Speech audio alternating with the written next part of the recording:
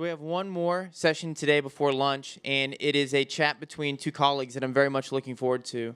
First, we have Paul Cassar, who is now the Vice President of Strategic Partnerships here at Ezoic, and he's going to be chatting with Betsy Fast, who is the Executive Director of Digital Edit Strategy for Hearst UK. And for those of you who don't know, Hearst UK is a giant media publisher, and I'm sure that we'll all be able to learn quite a bit from her insights today. So please join me in welcoming Paul Cassar and Betsy Fast. Giant. It's a giant. Hi, Betsy. Hi, everyone. Embarrassing. Hi. This photo is horrendous. Sorry. Hello. There. So we're going to switch it up a little bit and move away from search and geeky stuff, and it's all very interesting. I really like the last guy actually as well, and the previous one as well. And we're going to talk about big brands, media companies. I'm very happy to have Betsy here. Betsy, it's great to see you. Always a pleasure. Thanks for accepting our invitation. Of course. Betsy's been at Hearst for a while. Just for a bit of background, I come from Hearst UK as well, and Betsy and I had the opportunity to work together for some time. So it was a great experience. And Betsy, you've got an amazing title, Executive Director of Digital Editorial Strategies. Yeah. Holy shit. Sounds like you got a lot on your plate. So I guess the best place to start would be, so you've been at Hearst for a while. You started off in US. You were at 17. Mm-hmm. And I guess be interested to know is that how you found the differences between coming from the US and to the UK, and some of the strategies that you had to implement, and what is it that you discovered when you came here? It's like, how different was it, and what did you have to work on first? Because I certainly have my point of view, but we've talked about this a lot. I think that would be really interesting for the crowd. So I started at Hearst US in 2012, where I ran all of the digital, social, everything for 17, which is one of their oldest print brands for teen girls. Then I moved into a big partnership between Hearst and A&E, just to see how we could leverage assets amongst each other. And then our friend and my boss asked me to go check things out over the UK, and I do what she says, so here I am. It was at the same time, Rick. Yeah. So I moved here in May of 2017, so I've been here about a year and a half, and things looked different when I arrived. We had sort of started on our digital transformation, I would say, in 2013. So when I arrived in 2017, while there had been inroads made for sure, I really had to start building a team and creating the strategy. We moved the digital editorial team into sort of a one team, one CMS, one goal, which is to engage with and delight our readers, obviously. But that was a big deal. That was a really big difference for Hearst UK, taking those digital editors out of from sitting with their print brothers and sisters and moving them into one team. But our focus, when I arrived, my focus was on increasing the collaboration between the digital editors and sharing content and strategies and best practices, but also really allowing them to grow. And in order for us to grow in any meaningful way, we needed to concentrate on the kind of creating the kind of content that our readers really wanted, and that is responding in the moment to trends or news or whatever it is. So we had a lot of work to do. So you had to really drive a lot of growth, especially on the audience side, which I remember. And one of the strategies that the US was doing really well was their search strategy. Do you want to talk a little bit about what kind of a challenge that was in terms of search? I know we just talked a little bit about it. Yeah, we've come to the right place. So I'm sort of afraid to say this here, but when I arrived, there was no search resource at Hearst UK. I took care of that. You'll be happy to know. But I think that just pivoting in that way and was a big deal for us, and getting the kind of, once we explained the reasons why, it wasn't a big deal, but it was really sort of introducing a new way of creating content for the business that wasn't there before. Getting that resource was huge. Empowering all edit teams. At that time when I arrived, Hearst has a proprietary CMS that is used internationally and are owned and operated, but we weren't totally migrated in the same system back then, and making sure that we had best practices for all CMSs so that all editors really felt empowered with the tools that they needed to reach these lofty goals that we had given them. Yeah, and video output, you remember that? That was another. There's a lot of pressure on that priority, and again, that was a sort of another similar situation that we'd walked into where we had limited resources and we just basically didn't have any. So that was. Do you want to sort of expand on that as well? Sorry to put you on the spot. No, not at all. I mean, I remember fondly running into you in our discussions when you would ask me by when, what percentage of our editors would be made in, video when can creators. I sell more? Right. And I was like, whoa. Yeah. And I'm actually proud of that. So when I arrived, there were no real centralized video resource. And we had one brand with one resource who was doing a great job, but couldn't do this alone. And we brought in a very small but centralized video team and started experimenting also with another brand. And this centralized video team was supporting all the brands. I won't lie, and primarily focused on social video, which was a really big deal back in those days last year, and we just got on it, and we were very successful in the beginning, but this sort of leads into us down other paths, but we soon realized we had to pivot again in the way that we were creating our video. And there was also the nuance around picking up the right content. We had to create the right content for the market because we obviously had a lot of output from the US, and I guess it was your job to make sure that the editors knew their audience and how to make sure the content they were sort of balancing between the US and putting it in our market in terms of it would resonate with the audience as well. So it was a very sort of difficult thing to do because we had to put resources behind our own stuff. Yeah, I think that's a great point, and something that I really treasure my team for, because you bring in the American, and that's not my expertise. My expertise is certainly, in helping ideate and make the story more, visually appealing on all of that. But what those subtleties are, why we wouldn't take this video created by our far larger team in the US and bring it over to the UK is something that I really relied on them to do. But, in that sort of content sharing, in that whole idea, by being able to use some US video and the resources of that ginormous team enables us to focus on creating the stuff that's just right for our audience here in the UK. Yeah. So that's what we did. Yeah, perfect.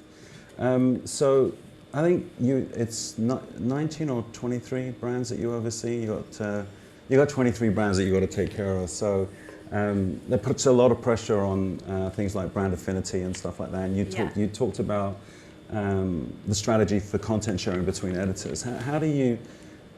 How difficult is it to maintain that brand affinity when you're sharing content amongst the editors? I think that would be. Right. Yeah. I see it really positively. And when I arrived in the UK, there was much suspicion, I would say, about why would I see a Game of Thrones article on Good Housekeeping? And the simple answer is because women who go to Good Housekeeping also watch Game of Thrones, even if that's not in the magazine. But what I would say is that being able to share content, relying on, let's say, Digital Spy, who's the biggest entertainment website in the UK, to create that content for whoever wants it regarding Game of Thrones, enables them to really dig deep and go into food, which they own, and create their food video strategy. And I think, that was a battle that was. It was also an eye opener for the editorial that staff that they would see that they would create something that's not inherently natural to them. See how well it would do on our social platform as well. I mean, and I also just think how I would explain it is I think about myself and all the different kinds of things that I'm interested in. And sure, there are brands that I love and I go to them for things, but I'm also delighted when they offer me something that's unexpected that I also care about. Yeah. And, I really feel strongly that who am I to say this isn't good housekeeping? If it's something that would resonate, they are the people who will tell me, the good housekeeping readers will let me know if they care or not Totally. very quickly via data. So we had to push people to take risks a little bit more, Yeah. and then and once we sort of figured that out, the results came through. You talk a lot about content sharing and setting up that team. Obviously, Hearst has multiple regions that we're, I think we got 45 editions of Cosmo. I keep saying we, but you know what I mean. We'll Formerly always we. be colleagues, Paul. How do you work with all the Cosmos across the world? I know that the US is always there doing their thing, but the UK is obviously the second biggest market for Hearst globally. So how do you service the other footprint that the magazines have? Is that something that you have to oversee as well? It's not really, I would say, because we're the second largest, we have the benefit of being able to sort of just care and feed and water ourselves. That said, we are on this system that's global and can share. And I remember Elle France got a really great interview with Brigitte Macron right after. Am I supposed to know do I that? not? I can't. I don't know who French she is. Okay, Sounds she's impressive, though. She's the president's wife. Oh, right. She's okay. the older president's Yeah, wife. I'm sure some of my colleagues would know that. Yeah. Yeah. No one here seems to care. But we cared, and that was an easy one that we could translate and syndicate onto Elle UK, and it did really nicely. And we definitely work on, just like we brought best practices to the UK, we definitely have a network of international editors, my team included, who share that kind of learning across. And that said, we do it with a grain of salt, because just like I figured out very quickly moving here, something that works in the US, it doesn't mean it's going to work here. Right. And that was a humble moment, but Right. really important. And yeah. Excellent. So I remember sitting through all the strategy meetings with you last year, all the things that we had to do to continue the as we were calling it, digital transformation. 6 months into, 2018 that we're at now? So like, how's the strategy going? What have been your focuses, and what are some of the things that you've learned from some of those? Big question again. Yeah.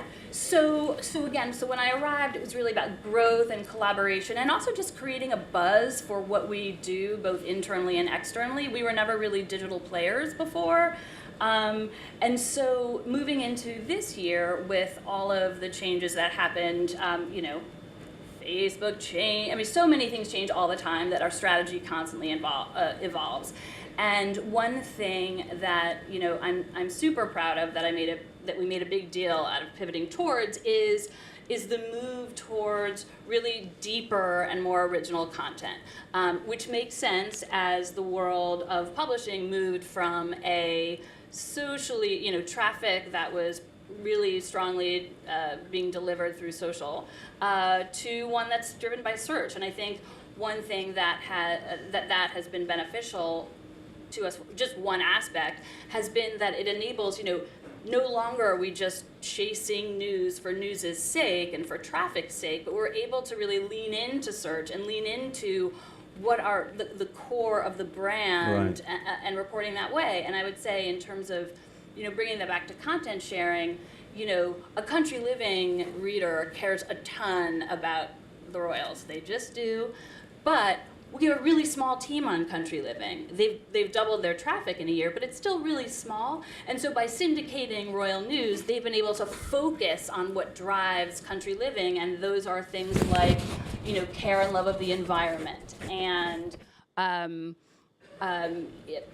pets and things like that. And so using their resource wisely in that way has been, their search traffic is up 123% year over year, and they've been able to write stories that really resonate, like, what it's like to go plastic free in the countryside, or, they did a great reported piece about a woman who lives in the country who went around to the different supermarkets in her area. Supermarkets, is that what we call them here?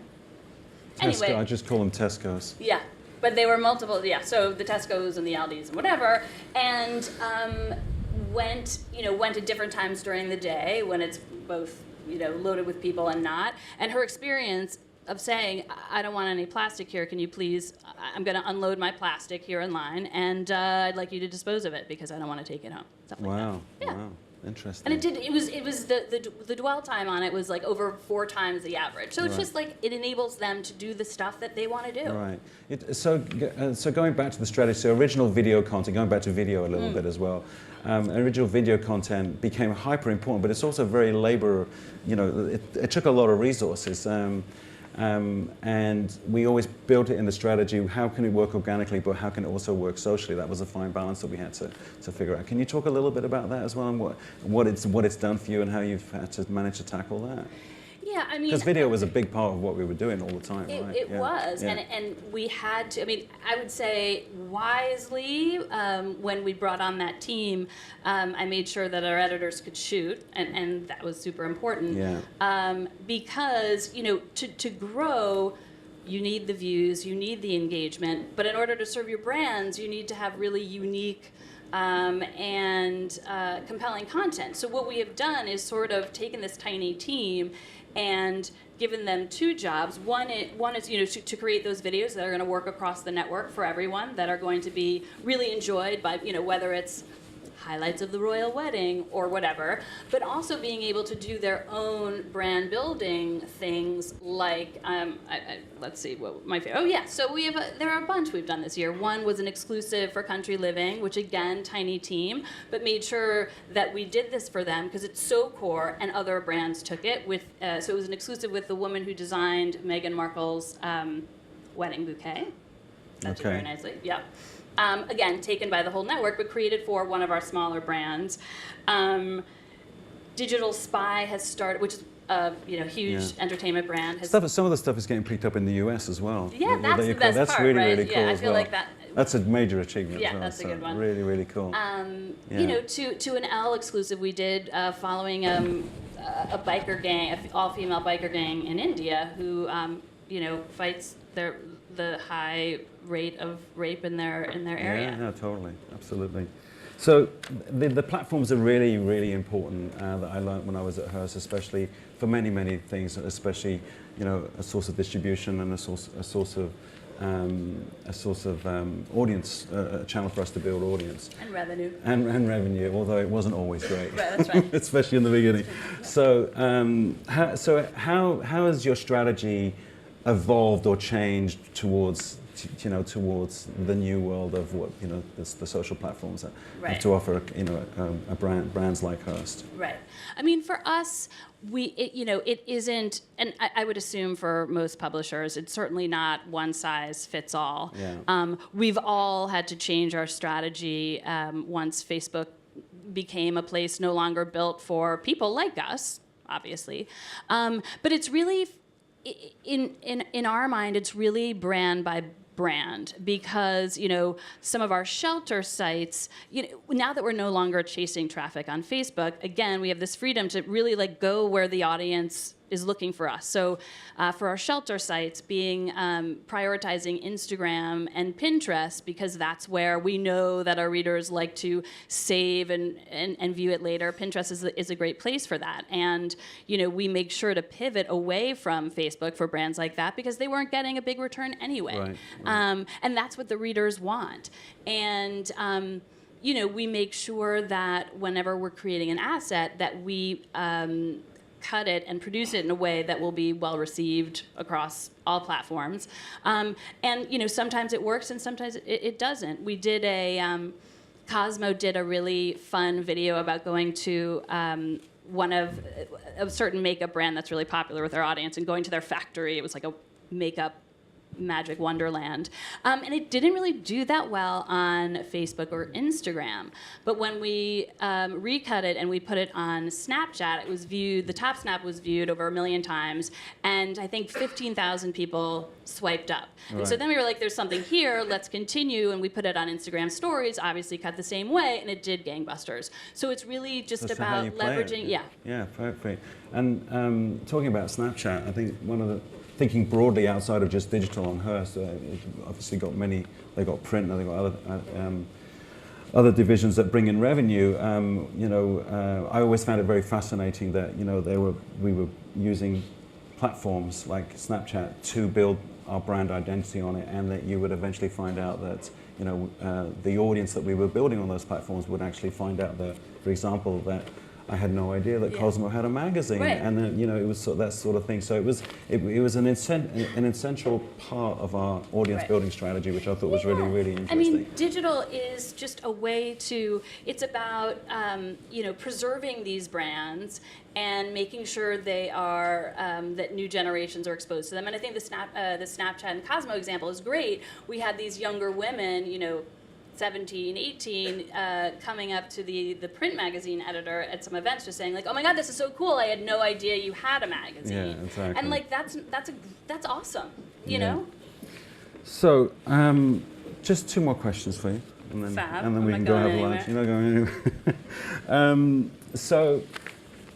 anywhere. Branded content. That was a big part of what you do, what we do at Hearst. Okay, there we go again, the we again, at Hearst. So how do you get involved in it? Because it was always such a difficult thing to achieve when you've got 3 things. You've got to keep the brand, make sure that you're on brand, make sure you do what you want for the advertiser, and make sure you do what's right for the audience. So how do you interact with, I believe that there isn't actually a branded editorial team at Hearst who actually have editors. So just sort of, can you dig into that a little bit and let us know how? Totally. Yeah? I mean, it's a crucial big part of our what we business. do. Yeah. And I think we toe the line really nicely in that there is a branded content team who work so closely, literally side by side with my team, such that we share style guides, brand guidelines. They get the brand just as much as we do, Yeah. and they interact all the time. Whether it's, hey, are these ideas on the right path, or is there anything would you add? And so it's really sort of symbiotic. And I think that